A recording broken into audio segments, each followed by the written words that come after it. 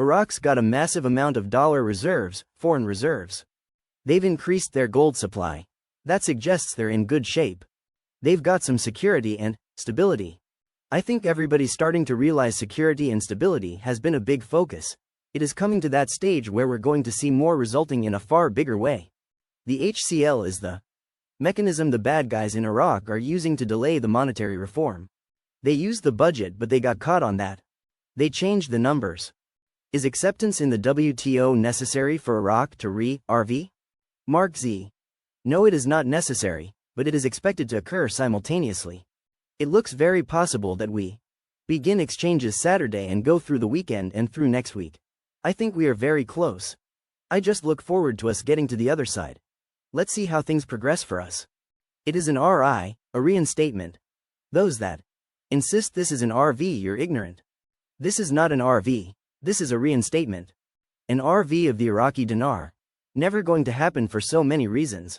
A country's exchange rate is a reflection of their economic growth and success, not some random act. Iraq has lots of work to do. Remember in 2003 when the old Swiss dinars were being exchanged for the new and current Iraqi dinar. The U.S. Army transported and distributed the currency throughout Iraq. The outgoing Swiss currency did not have 3 zeros. The new Iraqi dinar had 3 extra zeros because it lost value. Because Iraq was post-invasion and the nation had no industries or other methods to sustain its economies. That is why the dollar was brought into Iraq by the U.S. government as a means to keep the Iraqi economy alive. Now, the situation has changed, and through monetary policies the nation can justify restoring the value of the Iraqi dinar. Inflationary zeros were added to the notes back in 2003 by the U.S. government that paid for the printing of the Iraqi dinar.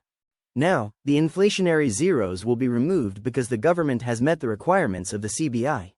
Are there a lot of NDAs or hush orders running around? It was eerily quiet overnight. Question. So looks like we are pushing this into August now? Mark Z. I don't think it's being pushed into August. I think it's quiet for a purpose. Things are moving. It is not moving like I thought it would or as quickly as we wanted, but things are moving. International Monetary Authority. Iraq increases its gold reserves to 148 tons. They added another 2.6 tons of gold to their holdings. I remember way back when Iraq had 0.86 tons and now they have 148. Iraq is doing everything they can to help strengthen Iraqi dinar. This is a great sign. Member of the Oil, Gas and Natural Resources Committee, Bassem al-Gharibawi, ruled out, on Saturday, the enactment of the oil and gas law in its current form, noting that it faces many disagreements within the House of Representatives. Al-Gharibawi told Al-Maluma agency, the failure to pass the federal oil and gas law created a problem and confusion as a result of the political dispute between Baghdad and Kurdistan, which negatively affects the oil policy in the country. He added that, the law is still in place due to disagreements between political forces regarding its passage, noting that there are points of contention that hinder the legislation of the law within the House of Representatives.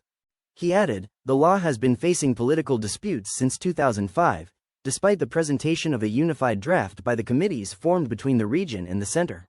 Iraqi Prime Minister Mohammed Shia al-Sudani seeks to exert pressure on the armed factions loyal to Iran to stop their escalation against American interests and targets in Iraq, according to informed sources.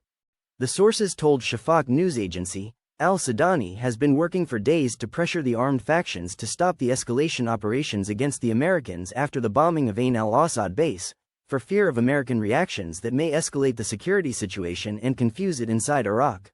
The sources added, al-Sudani communicated with Iranian figures in order for Tehran to pressure those factions to stop escalating their operations against the Americans and give him a new opportunity to end the American presence in Iraq through dialogue and negotiation. But so far the factions reject the pressures of al-Sudani and those close to him.